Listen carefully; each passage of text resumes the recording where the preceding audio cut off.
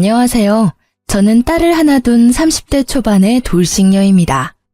저도 제가 이렇게 이른 나이에 이혼을 하고 이렇게 사연을 올리게 될 줄은 몰랐죠. 제가 남편과 결혼을 하게 된 결정적인 원인은 속도 위반에 있었습니다. 남편과 저는 소개팅으로 만난 사이였어요. 서로 말이 잘 통하고 개그 코드도 맞았기에 저희는 금방 친해졌고 사귀게 되었죠. 사실 그 당시에는 결혼까지 생각한 건 아니었어요.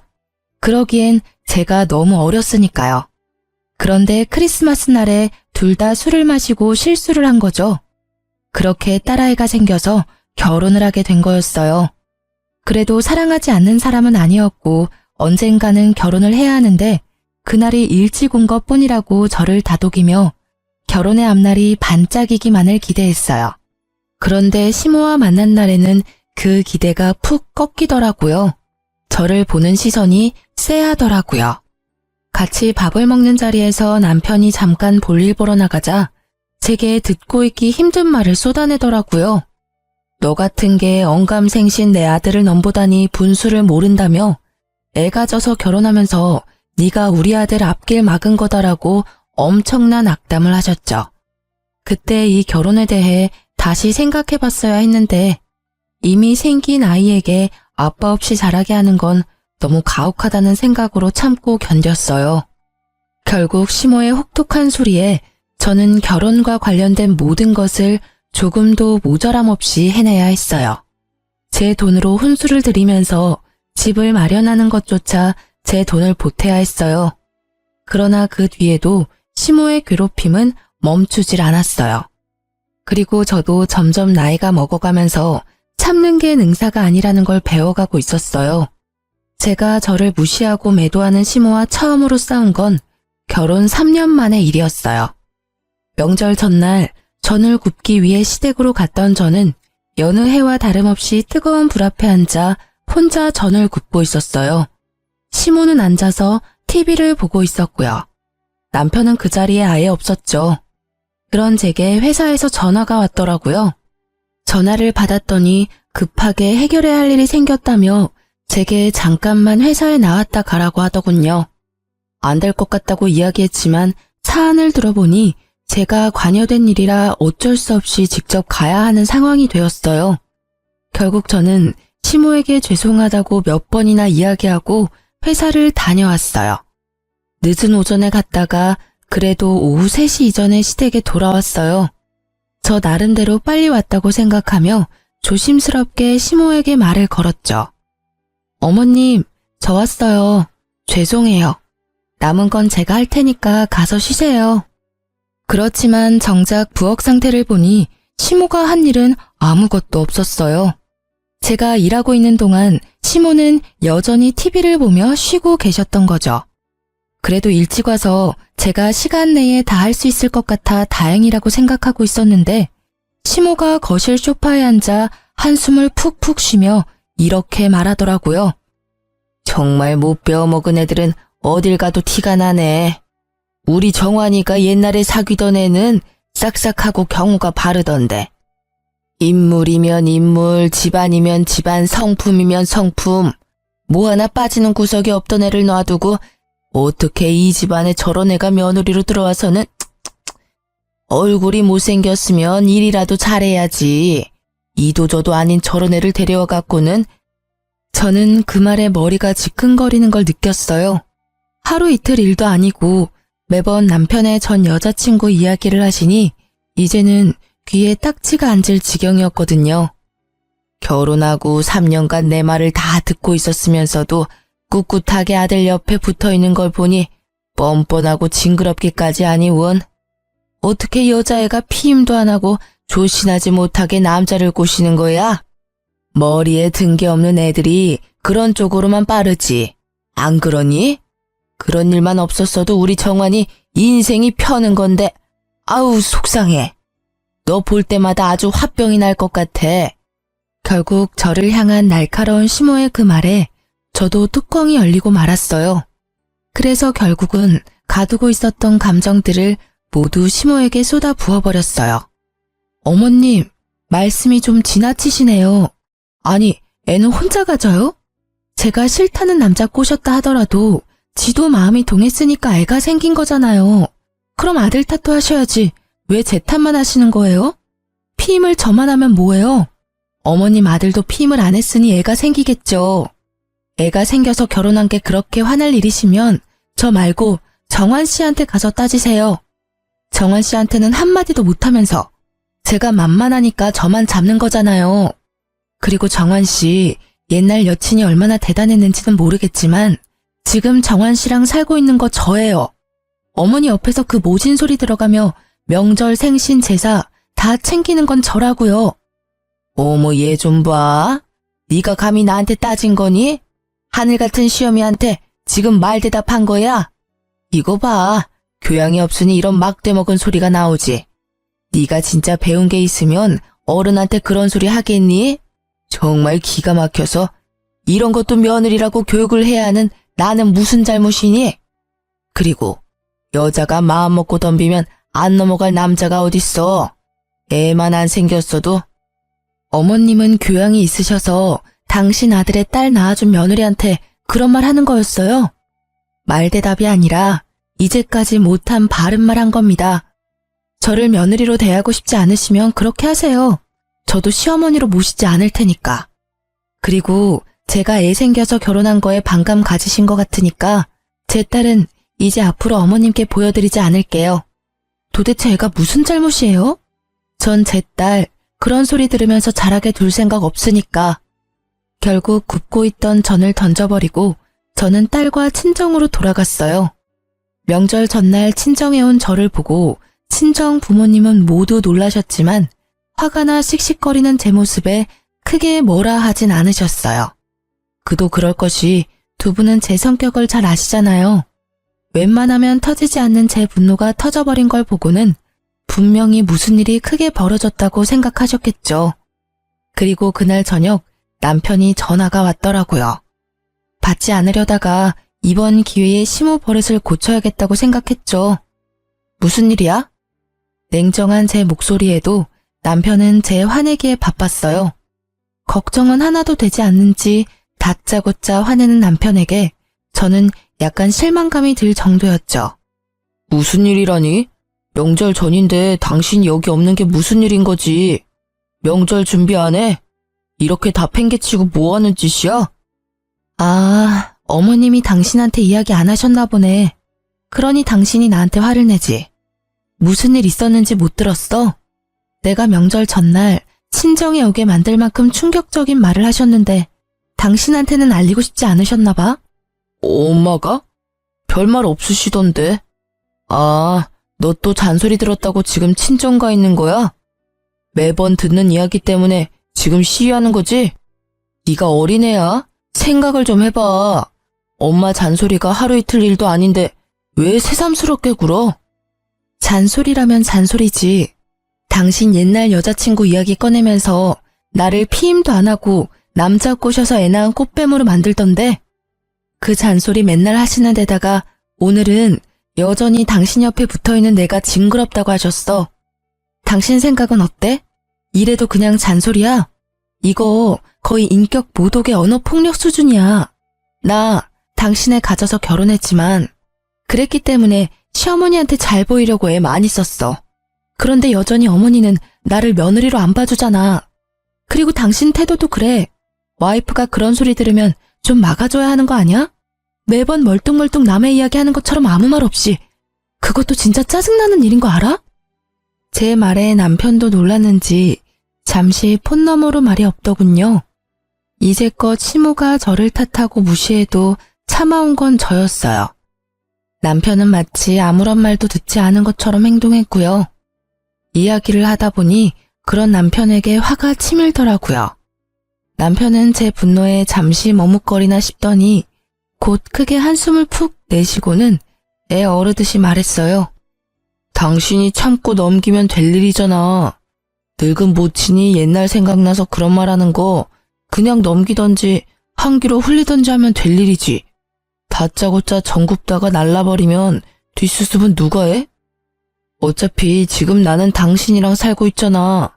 그럼 상황 끝난 거지. 엄마가 뭐라건 크게 신경 쓰지 말라고. 나도 엄마 잔소리가 별거 아니라고 생각해서 별다른 조치를 취하지 않은 것뿐이야. 엄마가 아무리 그래봐야 우리는 부부잖아. 안 그래? 그걸 어떻게 한 귀로 듣고 흘려. 우리 둘이 이혼하라고 등 떠밀고 계시는데. 이번에 어머님 그 발언은 진짜 선을 넘었다고 생각하거든? 그런 말들은 우리 딸을 욕보이기도 하는 거야. 이참에 내가 말하는데 나 앞으로는 시댁 행사에 참여 안 할 거야. 시댁에서 부르면 자기만 다녀와. 나는 어머님이 나한테 사과하기 전에는 시댁 안 갈 거니까 그렇게 알고 있어.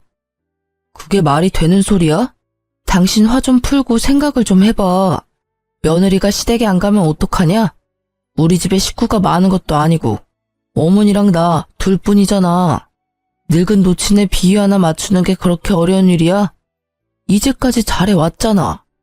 그럼 앞으로도 그렇게 지내면 되는데 왜 분란을 일으켜? 그래, 비위. 노친네 비위 맞추는 거 어렵지 않지. 그런데 어쩌지? 기분이 더러워서 정말 미쳐버릴 것 같거든. 그리고 정신이 막 오염될 것 같거든.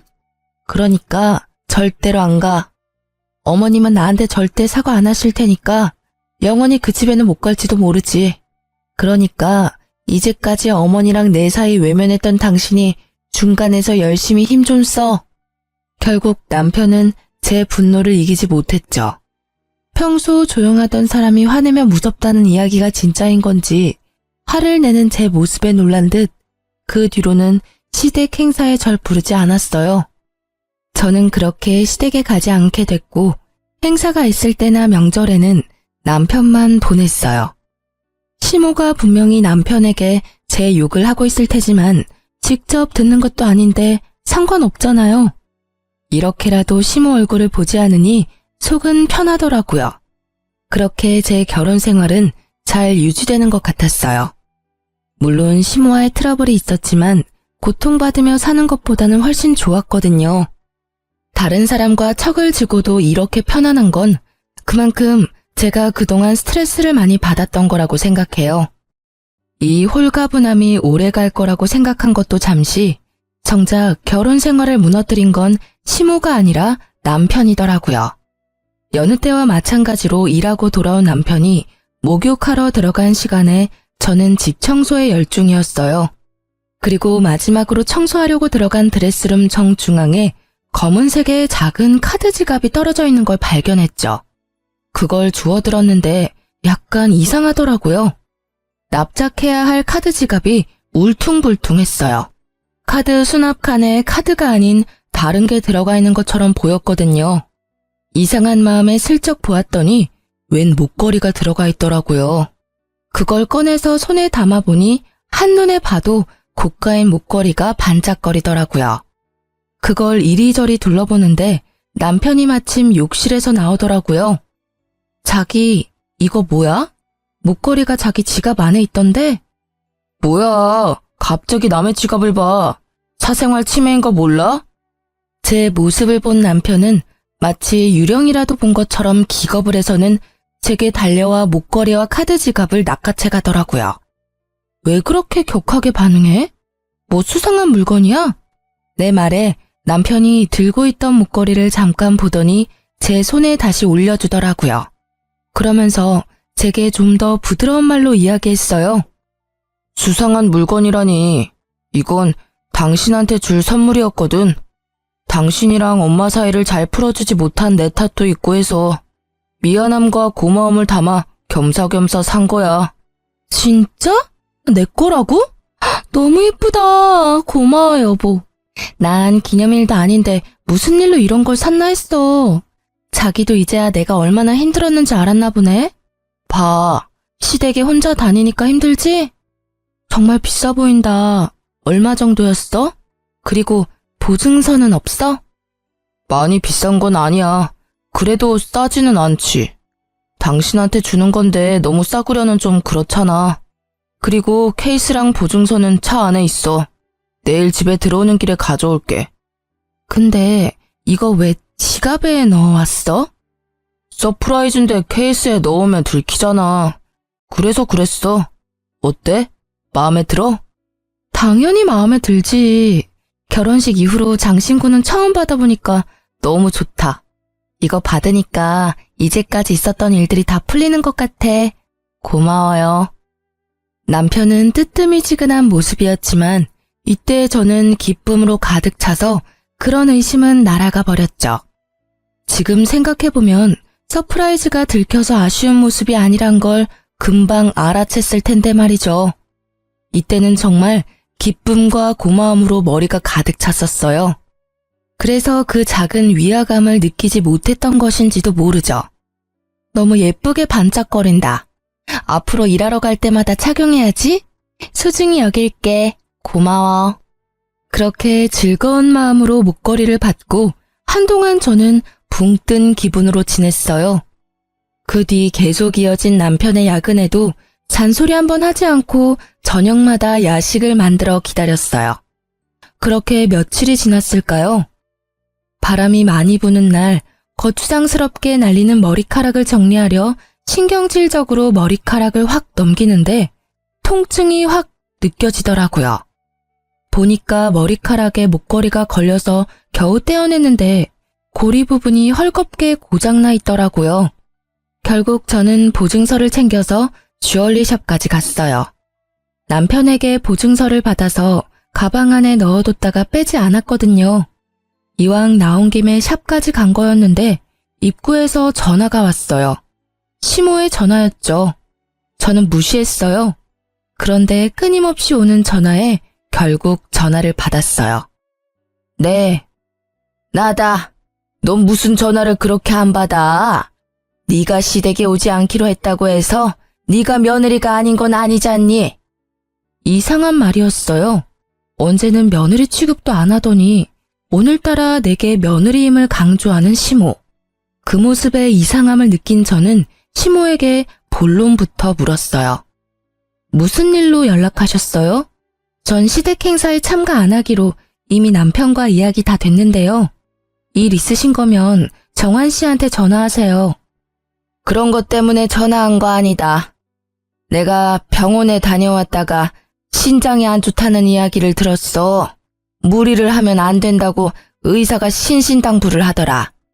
내가 너 그동안 아나무인으로 군 거 다 용서해 줄 테니 집에 와서 집안일 좀 도와. 합가하라는 건 아니니까 저녁이나 낮에 시간 날 때 와서 집에 와서 청소도 하고 빨래도 하고 반찬도 좀 해놓고 가거라. 내가 다 하려니 영 무리가 돼서 힘이 딸려.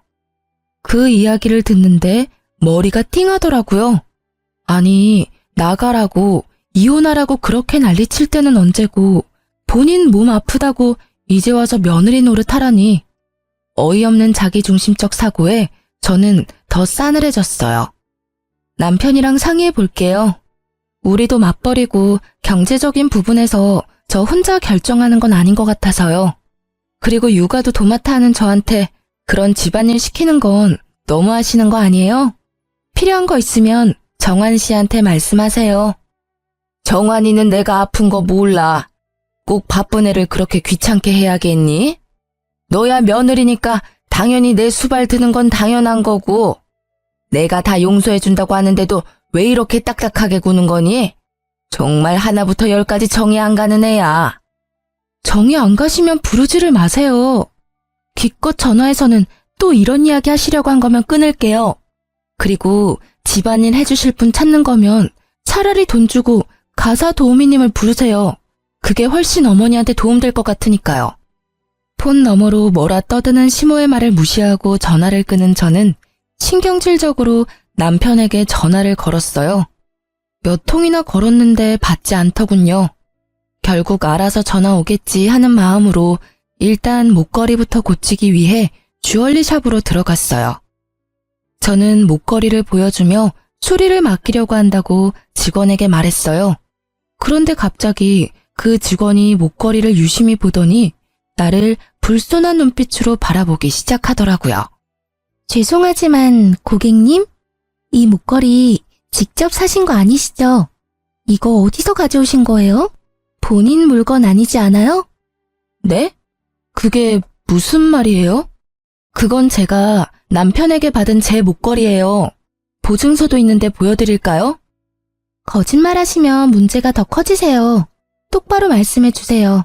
이거 본인 거 아니시죠? 갑자기 도둑 취급받은 저는 당황하며 보증서를 꺼내 보여줬어요. 보증서를 보던 직원은 눈에 띄게 당황하더라고요.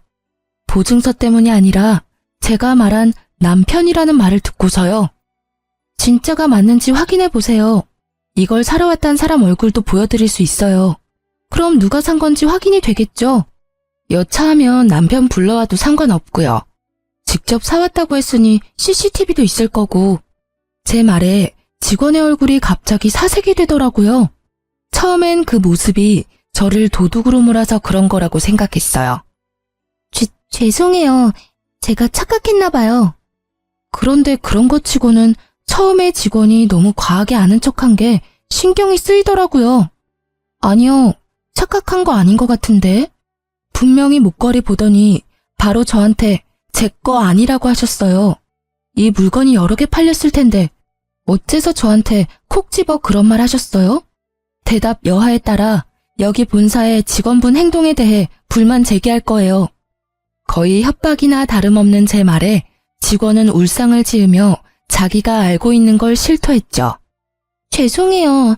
사실은 그 목걸이 뒤에 작게 이니셜이 되어 있는데 제 친구가 선물 받았을 때 새긴 거랑 똑같아서. 저는 쎄한 마음에 목걸이 뒤쪽을 살펴봤어요.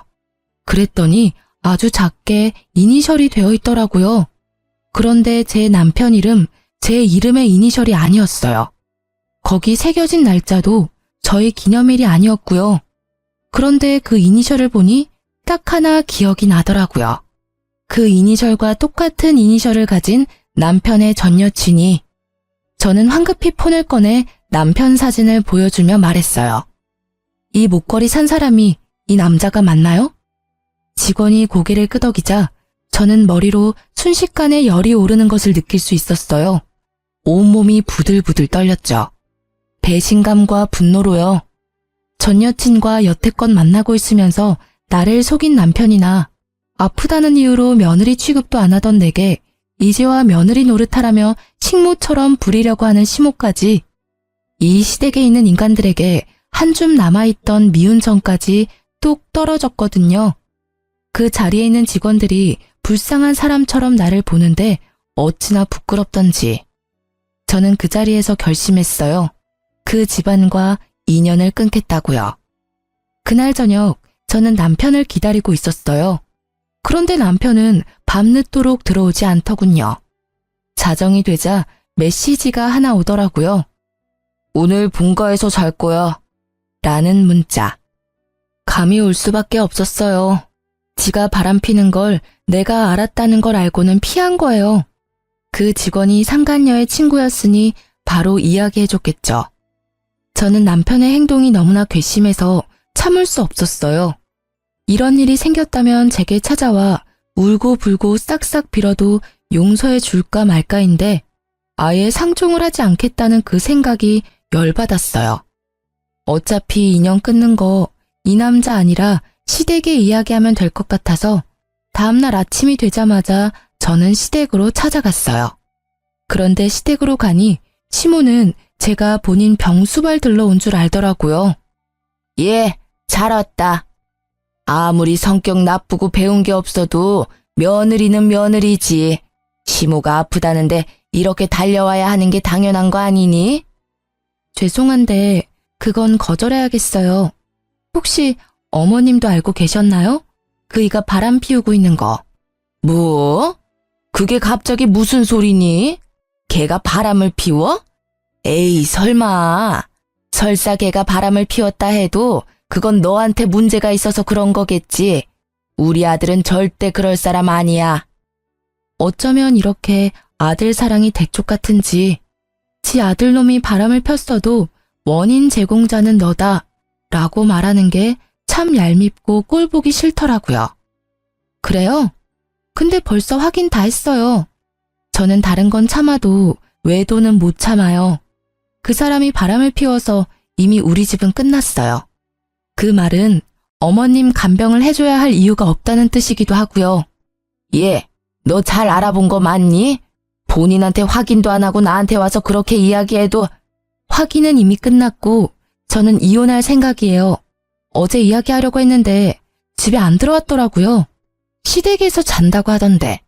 어제 이곳에도 안 온 걸 보면 누구랑 있는지는 답이 나오네요. 여기 오면 있을 줄 알았는데. 당사자가 없으니 대리인에게 말씀드리는 거예요. 그래도 넌 아직까지 법적으로 내 며느리야. 아직 이혼 도장 찍지 않았으니 네가 내게 성의를 다해야 하는 건 변함없어. 어머님, 저 같은 걸로 만족하시겠어요? 어차피 또 듣기 싫은 말 하실 게 뻔한데. 그래도 이번에는 축하드려야겠네요. 남편 상간녀가 어머님이 그렇게 사랑에 맞지 않는 옛날 여친이거든요. 그 상간녀한테 수발 들어달라고 부탁해보는 게 어떨까요? 저같이 뻔뻔하고 교양 없는 며느리보다야 낫지 않겠어요? 저는 시모에게 최대한 빈정거리고는 집으로 돌아왔어요.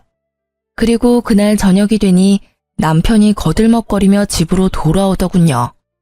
그 모습이 당당하기 짝이 없어서 부하가 치밀었어요. 기분 좋아 보이네? 어머님한테 이야기 들었어? 이혼하고 싶다고 전해드렸는데 그 이야기 듣고 이렇게 즐거운가 봐. 그래, 기분 좋지. 드디어 당신이 당신 입으로 헤어지자고 말해줬잖아. 이걸 얼마나 기다렸는데. 얼마나 만났어, 그 여자? 설마 결혼 전부터 계속 만난 건 아니지? 계속 만났어. 틈만 나면 계속. 당신이랑은 잠깐의 실수였다고. 진짜 방해꾼이 따로 없었지. 걔가 나한테 하는 거 보면 당신은 걔 발끝도 못 따라와. 나를 얼마나 헌신적으로 대하는지 모를 거다. 게다가 집도 부자야. 당신하고 헤어진다 한들 그 집 재력만 있으면 나는 팔자 피는 거라고. 최악이네. 그 상간녀도 당신이 이런 생각하고 있는 거 알고 있어? 모르겠지. 알면 어떻게 만나. 호구될 거 뻔히 알면서 만나느니 헤어지겠지. 그래, 이혼하자. 그렇게 하는 게 더 정리가 빠르겠어. 그런데 네 입으로 결혼 기간 동안 상간녀 만났다고 말했으니 이번 이혼의 유책 배우자는 당신인 거 확실해졌네? 방해꾼은 사라져 줄 테니까 위자료나 넉넉히 준비해놔. 나는 내가 당한 정신적 고통까지 싹 다 위자료 받을 거니까. 아, 그리고 이 집 마련할 때 든 내 돈이랑 친권 양육권은 당연히 내가 가져올 테니 양육비까지 마련해야 하는 거 알지? 잘 됐네. 돈 많은 여친 둬서 이혼할 때도 편하겠어. 그런다고 내가 무서워할 줄 아냐? 난 상관없어. 어차피 그 돈 마련하는 건 이제 어렵지도 않으니까. 근데 이혼하기 전까지는 우리 엄마 집에서 일 좀 해. 이혼하면 상관없는 남이지만 지금은 어차피 당신은 우리 집안 며느리라고. 며느리로서 도리는 해야지. 역겨운 표정으로 말하는 남편놈의 싸대기를 한 대 쳐주고 싶었지만 참았어요. 그리고 웃으면서 그렇게 이야기해줬죠. 당신의 불륜도 이혼 사유지만 시어머니의 막말과 언어폭력도 이혼 사유 중에 하나거든? 나한테는 그걸 거부할 권리도 있어. 나도 바보가 아니야. 이제까지 어머님이 하시는 말 그냥 곱게 듣고 넘긴 줄 알았어? 녹음 다 해놨으니까 나는 이제 그쪽에 볼 일 없어. 사랑하는 네 여친한테 네 엄마 병수발 시키던지. 곱게 자란 여친이 그걸 할 수 있을지는 모르겠지만 뭐 알아서 잘들 하겠지. 남편은 제 말에 입을 꾹 닫더라고요. 더 이상 시모 병수발 들라는 미친 소리는 안 하겠지 싶었죠. 그리고 이후 남편과는 합의가 아닌 소송을 하게 됐어요. 저는 상간녀 소송을 위해 남편의 전 여친을 찾아갔어요. 확실히 예쁘더라고요. 그런데 온몸을 명품으로 휘감고 있었어요. 그 여자도 과시욕이 보통이 아니더라고요. 그리고 그런 그녀의 모습을 보니 이 여자가 남편과 시댁의 돈 보고 불륜을 저지르고 있었구나 예상이 갔어요. 사실 시부가 살아있을 때 시댁은 소위 말하는 잘 사는 집안이었거든요. 그렇지만 사업하시던 시부가 죽고는 가세가 많이 기울었고 사업하며 진 빚을 갚느라 예전만큼 좋지 않아요. 그냥 중산층 정도일 뿐이거든요. 그런데 그 여자는 그것도 모른 채 저한테 주저리 말하더군요. 현명한 결정 고마워요. 어차피 오빠가 저를 잊지 못해서 제게 돌아올 건 기정사실이었을 테니까요. 당신과의 사이에 애가 생기지 않았으면 저와 결혼했을 거예요. 물론 그 시기에 제가 오빠와 헤어져 있긴 했지만 마음까지 헤어진 건 아니었거든요. 제가 오빠와 사귄 게 먼저였으니까 그쪽 분이 저한테는 불륜녀나 다름없는 상황이었거든요. 애가 생기지 않았다면 오빠도 저를 떠나지 않았을 테고 말이에요. 그럼 당신도 애 가지지 그랬어요. 그랬으면 당신한테 돌아가고 내가 버림받았을지도 모르는데 왜 그렇게 안 했는지 궁금하네요. 그때는 별로 그렇게 좋아하지 않았나 보죠? 뭐 어쨌든 이런 말 들으려고 만나자고 한 건 아니고 상간녀 소송할 거니까 그렇게 알고 있으세요. 위자료 준비 잘 하시고요.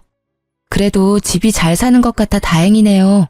온통 명품이라 위자료 못 받을 걱정은 안 해도 될 것 같아요. 어차피 그 위자료도 제가 내는 거 아닌데요. 전 어차피 그만한 돈도 없어요. 오빠가 다 내줄 거예요. 제가 뭐 때문에 오빠랑 결혼하는 건데요. 오빠가 다 알아서 한다고 했으니 제가 신경 써야 할 일은 없는 거죠. 이렇게 만나자고 한 것도 의미 없는 일이지만 그래도 전 와이프인데 인사 정도는 해야 할 것 같아서. 이야기를 들으니 남편을 봉으로 삼으려고 결혼하는 게 한눈에 보이더라고요. 그 오빠는 당신한테서 돈 뜯어내서 위자료 주려고 생각하고 있는데 이 말을 꺼내지 않으려고 얼마나 참았는지 모르죠? 제 발로 죽을 자리 찾아가는 상간녀를 제가 말릴 필요가 있나요? 그냥 제 꾀에 제가 넘어가는 걸 감상하는 게 더 재밌잖아요. 그래서 저는 한껏 웃어줬어요. 상간녀는 제가 괜히 허세 부린다고 생각한 건지 코웃음을 치며 저를 비웃더라고요. 그 모습이 어찌나 가소로운지 하마터면 다 말해줄 뻔했어요. 그치만 그러면 이 여자한테 복수할 수 없을 테니 시댁 상황에 대해서는 함구했어요. 결국 이혼하면서 저는 전 남편에게 위자료를 왕창 뜯어오게 됐어요. 결정이 났거든요. 위자료 결정되자마자 두 사람은 냉큼 혼인신고부터 올렸더라고요. 우습게도 서로의 경제적인 상황도 모르면서 빨리 혼인해서 법적으로 맺어져야 상대방이 자신의 위자료를 내줄 거라고 생각했던 것 같더라고요. 서로가 빈털털인 줄도 모르고서는 한두 달 동안 카톡 프로필에 달달함 가득에 매일매일 새로운 프로필이 올라오더니 그 뒤부터는 아예 프로필이 각자 독사진으로 바뀌더라고요. 이때쯤 되니 두 사람 관계가 그리 순탄치는 않구나 하는 예감이 들었어요. 그리고 그 예감에 쐐기를 박는 게 전 시모의 연락 때문이었어요. 몇 번을 전화해서 한 번만 만나자고 사정을 하길래 한 번 만나주겠다고 하고 집 근처로 불렀죠. 또 무슨 어이없는 말을 하려나 하고 기다리던 그때 전 시모는 제 손을 부여잡고는 간절하게 말하더라고요. 예, 며느라가 너 우리 아들이랑 제발 다시 합치면 안 되겠니? 재결합 한번 신중히 생각해봐, 응? 갑자기 이러시는 이유를 모르겠네요. 저희 이미 헤어졌고 더 이상 감정조차 없어요. 게다가 그런 말을 하실 거면 어머님이 아니라 그 사람이 직접 와야죠. 그 고얀 년이 글쎄 나랑 같이 못 산다고 하지 않니? 명절 제사 때도 안 오고 결혼하고 나서 아무것도 안 하겠다고 땅 못 박더라. 어떻게 사람이 그래? 내가 지를 얼마나 잘 챙겨주고 딸같이 대했는데 아픈 시모 모시라는 게 그렇게 힘든 일이니? 그러면서 그 당돌한 게 뭐라는 줄 아니? 나를 모시고 살 거였으면 우리 아들이랑 애초에 결혼 안 했을 거라고 하더라. 결혼하고 며칠 지나지 않아서 그런 말을 하더라고. 아, 그러셨어요? 그치만 어머님이 그 상간녀를 무척 좋아하셨으니까 다 이해하시고 넘어가셔야죠. 저한테도 누누이 말씀하셨잖아요. 그 상간녀가 얼마나 싹싹하고 야무진지. 그리고 그걸 저한테 와서 호소할 일은 아니지 않나요? 아드님한테 가서 말씀하세요. 아들? 그놈도 매 한 가지야. 내가 몇 번 집에 일하러 오라고 했다고 아들한테 일러 바쳤는지 화가 나서 나한테 전화해서는 엄마네 집에 안 오겠다고 소리치고 끊더라고. 여자 치마폭에서 놀아나는 못난 놈 같으니. 그러면서 그 뒤로는 아예 연락도 없고 찾아오지도 않아. 그것만 하면 다행이게. 얼마 전에 아들놈이 혼자 집에 짐을 싸들고 왔길래 왜 왔냐고 물었더니 그 도둑년이 도망갔다고 하더라고. 그러면서 대출받아서 산 집도 그년이 팔아먹어서 결국에는 빚만 남았다고. 전 시모는 속에서 열불이 나는지 그 이야기를 하는 내내 탁자 위에 있던 찬물을 벌컥벌컥 들이키더군요. 그 이야기를 듣는 저는 그냥 웃겼어요. 저랑 헤어지고 잘 살 거라며 떵떵거리던 남편이 어떤 꼴로 지내는지 알게 되니 너무 유쾌하더라고요. 웃긴 건 시모와 전 남편도 그 상간녀를 봉으로 생각했는데 상간녀가 먼저 그걸 캐치하고 초스피드로 배신을 했다는 점이었죠. 그렇게 중내만에 할 때는 언제고 돈 하나에 이렇게 1년도 안 돼서 찢어지는 부부라니. 시모가 계속 끈질기게 저와 전 남편의 재결합을 요구하자 제가 시모에게 딱 잘라 말해줬어요. 상간녀가 좋다고 할 때는 언제고 이제 와서 이러세요? 그런 말씀하실 거면 여기서 헤어지는 게 좋겠네요. 저는 아직도 어머님이 저한테 하신 인격 모독 같은 말들을 다 기억하고 있기 때문에 지금 이렇게 얼굴 보는 것도 사실은 힘들거든요. 그러니까 저는 이만 가볼게요. 그럼. 아이고, 얘야, 나 좀 봐라, 어? 늙은 시모가 배지도 않아? 결국 길거리에서 난리치는 모습에 한숨을 푹 쉬며 전 남편에게 전화했어요. 예상과는 달리 한 번에 전화를 받는 남편놈에게 말했어요. 당신 어머니 우리 집 근처에 계시거든? 와서 모시고 가. 안 데리고 가면 나 경찰에 신고할 거야. 결국 전 남편이 시모를 모시러 왔더군요. 크게 변한 건 없지만 초췌한 모습이더라고요. 꼴 좋다 싶더라고요. 나랑 헤어지자고 큰소리 뻥뻥 칠 때는 그렇게 좋아 죽더니 곧 죽어갈 것 같은 모습을 보니 오히려 웃겼어요. 저기, 엄마는 내가 데려갈게. 그리고 당신 아직도 혼자면 우리 다시 시작해볼 생각은 없어? 뭐? 이제 와서 무슨 소리야? 우리 이미 다 끝났어. 아니 왜 나한테 이러는 건데? 이해가 안 가. 그 상간녀랑 잘 살겠다며 나한테는 이혼해줘서 고맙다더니 왜 이제 와서 후회야? 나도 잘 살 줄 알았지. 그런데 우리가 살던 집이 당신이랑 내가 돈을 반씩 부담해서 산 거라 재산 분할할 때 돌려줘야 한다고 하니까 그 뒤부터 사람이 바뀌더라고. 며칠간 분주하게 여기저기 돌아다니는 것 같더니 결국 그 며칠 뒤에 도망갔고, 알고 보니까 그 집도 완전 빈털털이더라고. 어릴 때 사귈 때는 돈 많은 집이라고 알고 있었는데 다 날 속인 거였어. 진짜로 미안해. 나 진짜 속아서 이혼하고 속아서 재혼한 거야. 참 잘하는 짓이다. 마누라 버릴 때는 그런 거 눈에 안 들어오지? 나는 혼인 기간 중에 나 속이고 다른 여자랑 놀아난 남자하고는 재결합할 생각 추호도 없어. 그리고 이미 애가 생겨서 결혼한 며느리한테 내가 아니라 다른 여자를 며느리 삼고 싶다고 말하던 저 미친 아줌마랑 같이 살 생각은 더더욱 없고. 그러니까 다른 데 가서 알아봐. 그리고 아무리 힘들어도 위자료는 꼭 줘. 내가 쓰는 거 아니고 내 딸이 쓸 거니까. 저는 불쌍한 말만 늘어놓으며 동정표를 사려는 두 사람을 남겨두고 집으로 돌아왔어요. 그리고 얼마 뒤 상간녀에게서 연락이 왔더라고요. 만나자고 하길래 저번에 시모와 만났던 카페로 오라고 했죠. 상간녀는 조심스럽게 주변을 살펴보며 들어오더니 제 앞에 앉아서는 다짜고짜 저에게 따지기 시작하더라고요. 당신 어떻게 그 집에 돈 한 푼 없는 걸 나한테 숨길 수 있어? 완전 빈털터리 집안이던데 설마 나 엿먹으라고 말 안 했어? 엿먹으라고 말 안 한 거 맞고, 그리고 그런 건 당신이 먼저 알아봤어야 하는 거 아니야? 유부남 꼬셔서 재혼할 생각으로 가득 차 있었으면서 그런 건 왜 못 알아봤대? 내가 그런 걸 알려줘야 할 의리 같은 거라도 있었나? 제 말에 상간녀가 저를 째려보더라고요. 구구절절 다 맞는 말에 자기가 알아보지 못한 것도 본인 탓인데 왜 여기 와서 남 탓을 하고 있는지. 당신 때문에 내 인생 망쳤어. 나는 초혼이었다고. 그런 놈이랑 결혼을 하게 되다니. 내 계획은 그런 게 아니었다고. 그러니까 당신이 책임져. 책임지라고.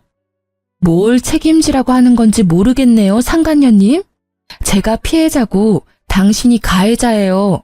그래서 상간녀 소송에서 위자료까지 당신이 나한테 지급하라고 나왔잖아요. 잘 사는 부부 갈라놓더니 이제 와서 물리라고요? 어이가 없어서. 이미 저는 그 집안과 결별했고 당신은 그 집안 사람이니까 잘 살면 되는데 왜 여기 와서 이러는지 모르겠네. 상간녀 소송 취하해. 나 완전히 속아서 이 결혼한 거야. 그러니까 그 위자료 지급 못해. 아니 안 해. 이게 뭐야.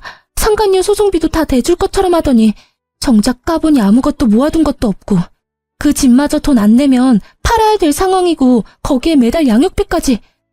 그런 거지 주제에 나한테 결혼하자고 혼인신고서를 가져와? 나쁜 새끼. 당신도 똑같이 나쁜 년이야. 그러니까 빨리 상간녀 소송 취하해. 다시 한번 나한테 그거 취하하라느니 내 탓이라느니 나를 비방하면 당신 시댁한테 당신 잡아가라고 전화할 거예요. 지금 그 사람들 피해서 도망 다니고 있다던데. 들키고 싶으신 거면 계속 여기서 저한테 말도 안 되는 소리 하세요.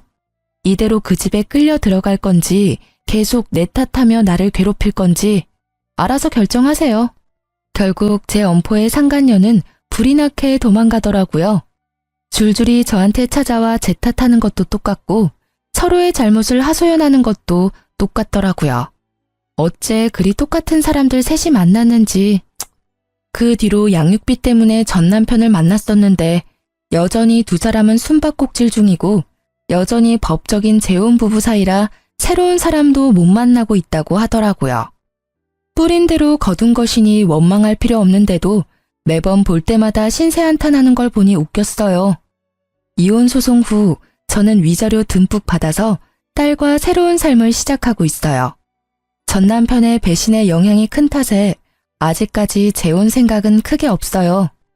아이를 위해서 아빠가 있었으면 하지만 전 남편처럼 미친놈 만날까봐 겁나서 엄두가 안 나요. 남편 없어도 딸과 둘이서 재밌게 잘 살고 있으니 그쪽으로는 크게 신경 안 쓰기도 하고요. 이렇게 제 짧은 결혼 기간의 일을 글로 써보니 저도 평탄한 삶을 살아온 건 아니다 싶네요.